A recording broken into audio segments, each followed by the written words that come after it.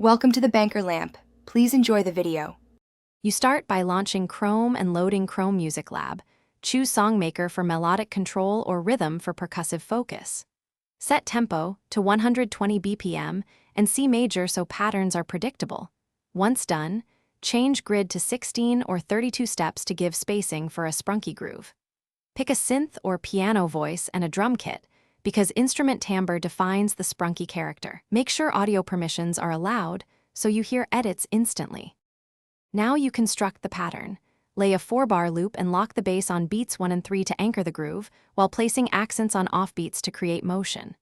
Once the bass exists, add a 3-note lead motif in a higher octave and shift one of those notes slightly early for syncopation. This contrast creates the Sprunki feel. Then layer percussion. Program hi-hats on 8th notes, vary kicks for interest, and put snares on 2 and 4 to keep time. Finish by balancing dynamics. Adjust note velocity, add a touch of reverb, and pan elements so instruments sit clearly.